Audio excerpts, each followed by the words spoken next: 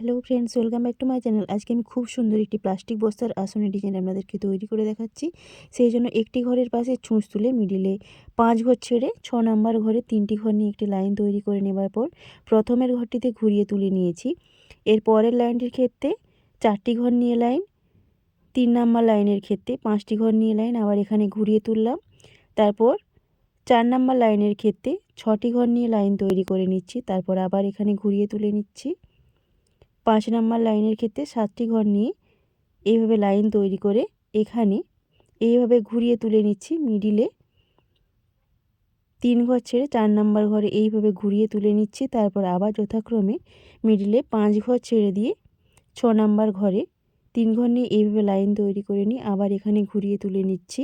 এর ওপরে আবার 4 ঘর নিয়ে লাইন, আবার 1 ঘর এখানে ঘুরিয়ে তুলছি। এর ওপরে লাইনে 5 ঘর নিয়ে লাইন, তারপর 4 নাম্বার লাইন যখন তৈরি করছি 6 ঘর নিয়ে লাইন, 6 ঘর নিয়ে লাইন তৈরি করার পর এর ওপরে 7 ঘর নিয়ে লাইন তৈরি করে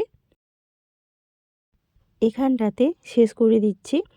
এরপর ডান দিকে বাম দিকে ফুল তৈরির ক্ষেত্রে মিডিলে 1 ঘর ছেড়ে তার পাশের ঘরে ছুঁচ তুলে আবার যথাক্রমে মিডিলে 5 ঘর ছেড়ে দিয়ে 6 নাম্বার ঘরে 3 ঘর নিয়ে লাইন, যথাক্রমে এর ওপরে 4 ঘর, 5 ঘর, 6 ঘর, 7 ঘর নিয়ে লাইন তৈরি করার পর বাম দিকের ফুলটা তৈরি হবে ওই একই ঘর সংখ্যা নিয়ে ডান দিকের ফুলটাও আমি তৈরি করে নেব, তাহলে একটা সম্পূর্ণ ফুল তৈরি হয়ে যাবে।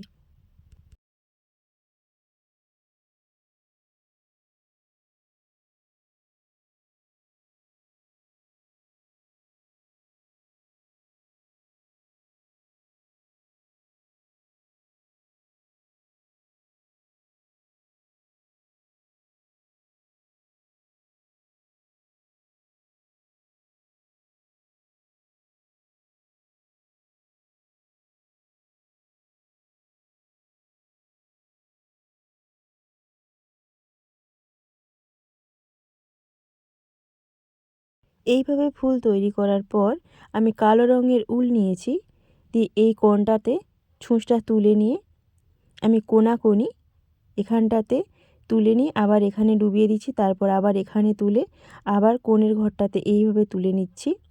এখানে তোলার পর মিডিল পয়েন্টের এইভাবে একটা ঘরে তুলে আবার কিন্তু যেখানে প্রথমে ছুঁচটা তুলেছিলাম সেখানে ডুবিয়ে দিচ্ছি। পাশের ফুল তৈরির ক্ষেত্রে মিডিলে একটা লাইন ছেড়ে দিচ্ছি। এই মিডিল বরাবর আমি 10টা ঘর ছেড়ে দিচ্ছি। 10টা ঘর ছেড়ে দিয়ে 11 নম্বর ঘরের পাশে ছুঁচ তুলে আবার মিডিলে 5 ঘর ছেড়ে দিয়ে যথাক্রমে 3 ঘর নিয়ে লাইন তৈরি করে নিচ্ছি। তারপর আবার 4 ঘর নিয়ে লাইন, তারপর 5 ঘর, তারপর 6 ঘর, তারপর 7 ঘর নিয়ে লাইন তৈরি করে নেব।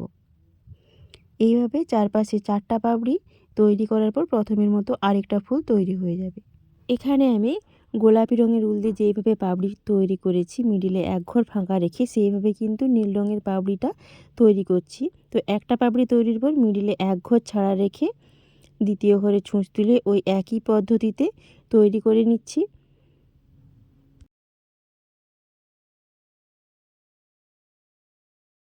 এরপর সবুজ কালারের উল দিয়ে যেইভাবে পাপড়ি দুটো তৈরি করছি সেইভাবে হলুদ কালারের উল দিয়ে পাপড়ি দুটো তৈরি হবে। যথাক্রমে মিডিলে আমার 3 ঘর ছাড়া থাকবে, 3 ঘর ছাড়া থেকে 1 ঘরে তুলেছি বাম দিকে এবং ডান দিকেও 3 ঘর ছাড়া রেখে 4 নাম্বার ঘরে তুলে আরেকটা পাপড়ি তৈরি করে নেব। এইভাবেই তৈরি হবে। এর পাশে যখন আবার ফুল তৈরি হবে ওই একই পদ্ধতিতে ফুল তৈরি হবে। মিডিল বরাবর একটা ঘর ছাড়া থাকবে বা একটা লাইন ছাড়া থাকবে, তারপর 10 ঘর ছেড়ে দিয়ে 11 নম্বর ঘরের পাশে ছুঁচ তুলে একই পদ্ধতিতে ফুলটা তৈরি হওয়ার পর চারপাশের 4টা মিডিলের ডিজাইন তৈরি হবে।